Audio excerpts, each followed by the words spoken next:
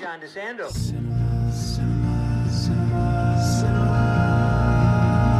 Classics, let's go to the movies and share some popcorn, soda pop with our friends.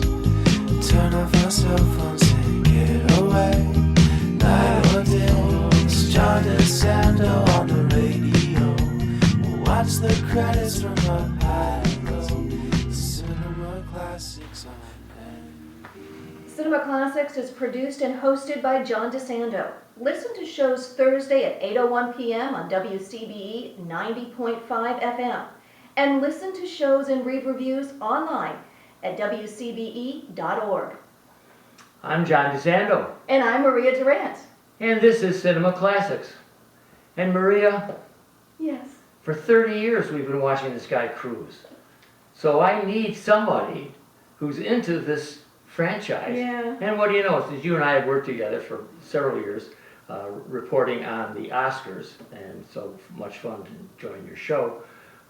You and I had somewhat of a feel for our understanding of entertainment, but I couldn't believe I had somebody who really enjoys the Mission Impossible franchise. Maria, what Yes. brought you to that? You're First of all, that's 30 years, 30 years ago. I know it is. I don't want to talk about age, okay? I know. But you were very young then. Absolutely. So what brought you to what? It's kind of unusual. I Well, think. of course it starts with, Tom Cruise. That big, heroic, handsome actor. That initially brings you in. And when you watch these films too, you see how young, he was when he first started. Yeah.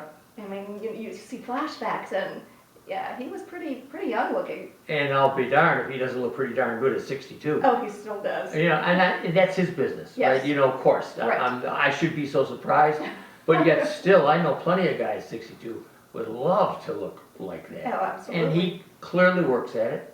He's got a great body for a 62-year-old man. He's sharp as heck. He's still a handsome guy. Maybe not as angular as he once was, but it's still really. He's aged very well. Boy, he really has. And again, it's his business. But I think you hit on what is right for me too. I constantly think of him when I think of the Mission Impossible franchise. He is the franchise. He is. He's the hero. Yeah. And it really is about him. So now this one is called Mission Impossible: The Final Reckoning. Maria, what are we gonna do? Now, if you haven't seen the film, I don't know.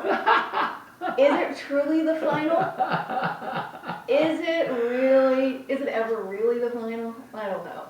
Well, you know what it's like? It's like our friend Chris Hamilton, president of Gateway Film Center. Exactly. Chris is retiring. Oh my gosh, he's so young to retire. He's so talented. So on. You think Chris doesn't already have in mind Oh, what what he's he's going doing to do? next? I know, right? Absolutely. All right. So let's not worry about these talented guys. They know what they're doing. And Cruz has 3 or 4 films in the can, ready to go, including a Mexican director Inarritu, and he has done, and we'll look at a little bit later, even this weekend, to our podcast. We'll look at some of the things that he's done before, Right. which is not Mission Impossible related at all, but really some fine acting. But when I was kind of reviewing and kind of prepping for the show, you notice though how many years between each of the franchises. I mean, we're talking like 4 or 5 years, I believe, between some of these. Yeah. So that's enough time to put another one together, and Cruise could still be a part of that. You don't know. Yeah. The franchise, I think, could still continue. You're right. And what is it? It's very much like, and having guests on your show, or the same for me having guests. It's all in the guest. Absolutely. If you're smart enough to get the right people, you don't have a worry in the world. And so, yes, you're right. And if you put Simon Pegg in one of these, you're going to have, a good show. He has luck with women. Mm-hmm. He makes some good choices. Right. I guess everybody has to have a blonde Eastern European. I mean, don't you think most of these, these adventuresome foursomes and threesomes, Avengers and all that stuff, they've got to have it. But it works. Yeah, I love it. It's a plan, or it's a formula, I should say, that works. All right. Maria, so The show. who's no, who's the villain? The villain is, well, there's a couple of them really, but the villain is AI. You know, Yeah. it's the entity, which is kind of scary. You know, when you think about this, you know, we're all into that world now where we're talking about AI, and if you think about what they're talking about, you know, AI taking over, the entity taking over. Yep, and I think you're so right.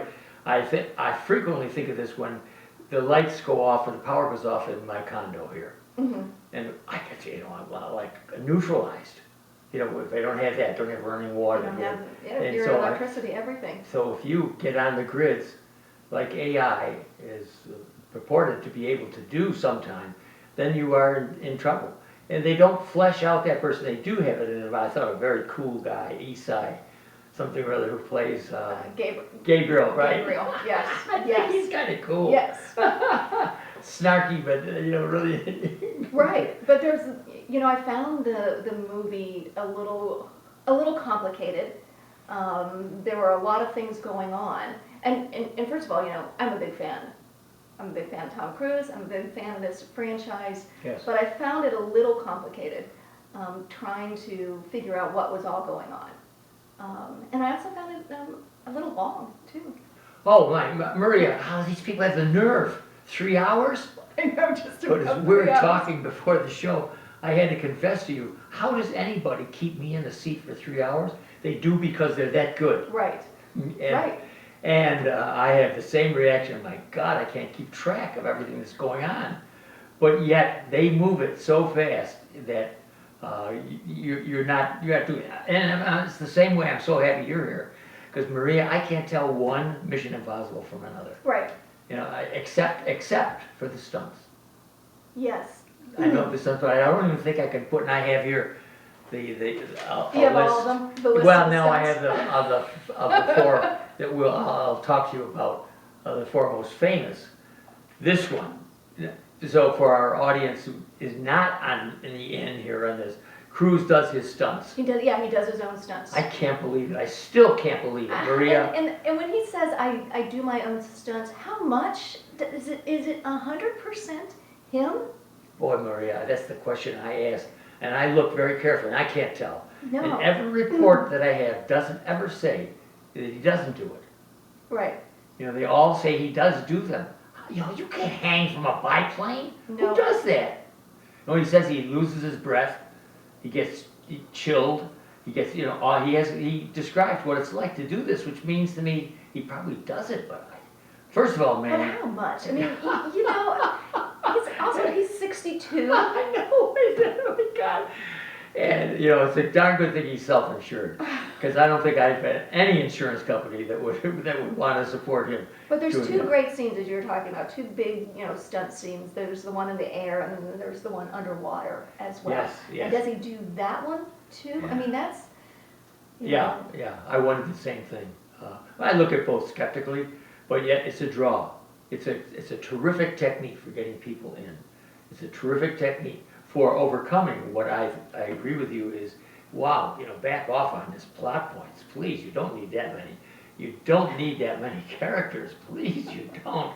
But they do, and they keep putting them on the screen. Right. And Maria, this is a moment for me to put my plug in. I go to the theater every time I can. They're rare that I ever review a film that's just on, say, Just that time. Netflix. Okay. Okay, and I do it because this is a visual medium, Right. and it was made to be seen in a theater, and you Oh, don't. this one totally is made Yeah, I to know. be seen in the theater. It also is an IMAX, Yes. which Yeah. must be terrific, but I didn't see it on IMAX. I don't but- need, Maria, do you see the size of that screen? Yes. Yeah. I don't, how do you need It anything was bigger great. than that? No. So we sit about 4 rows back, Mhm. and some people would think it's too close, but I think I it's think just it's right. too close. Yeah, I know. I like to be either in the middle or all the way back. It depends on the size of the theater. Yeah. You know, besides the AI motif, is there anything else here that you see that's universal? Yeah, as I'm looking at it as a work of art. It's Mhm. you know, of course, motion pictures are the most powerful art form in the history of civilization. Absolutely. Yeah. And you know what I do like is, you know, when you watch this film too, it starts off with Cruise, even before the movie, you know, thanking everyone for coming out to the theater. Oh, I love that and touch. to watch in the theater. Yes, yes. This is where movies are supposed to be watched. Yeah. And I believe that these kind of action-packed movies need to be watched in the theater. Some I'm not so sure, but things like this, Oh, yeah. you know, a blockbuster like this, Yeah. you need to watch it in Yeah, the theater. yeah, At yeah. least the first time you've seen it. Yeah, and I want to encourage everybody to remember what it's like to go, to be with other people, and to stretch out those always Oh my comfortable. gosh, those chairs! Yeah, chairs are very comfortable. So, you know, having been there, and what I'm talking about, Maria, is there's some art in this. And art for me always has universal behind it. And what I'm thinking about, I shouldn't expect you to come up with my answer, but what I'm thinking about is the concept of teamwork. Oh, and family. Yeah, and thank you. And family. What superhero movie Yes. do you know does not have a family component? Right. And it's often a dad looking for a daughter. That's, to me, the most common one. But yes, indeed, they are. And what do they emphasize when you get to the end of the film? About working together. About working together. Yeah. Right. Yeah.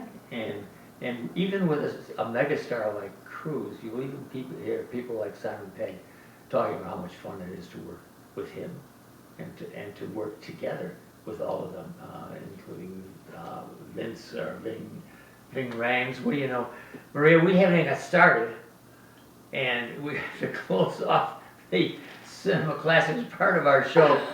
But Maria, I have a question for you. Now, first right, of the all, big question. But before that, our audience has to go to our podcast if they want to hear us blather more about this. Okay. Can you believe anybody would? Let's hope so. But they have to go to WCBE.org, Okay. the podcast experience, and it'll be double take. Now, Maria, the film is Mission Impossible: The Final Reckoning. Final Reckoning. What do you recommend? I recommend going to see it. It's fun, it's entertainment, it gives you everything that you want in a big blockbuster movie. Yes, and after all, movies are entertainment. That's what it is. And It is entertaining. We've already disclosed a couple of motifs in here that are worthy of thought beyond just action. And, you know, and the one we ended up with, I love the best, is the idea of teamwork. And you can find that in almost all superhero films. I totally agree. The only thing this one doesn't have, that others might have, is humor. No, I saw it. All right, I know, you're I thinking did. no. No, I saw it. I saw some humor in it, but yes. I'm John DeSando. Cinema, cinema, cinema, cinema. Classics, let's go to the movies and share some popcorn, soda pop.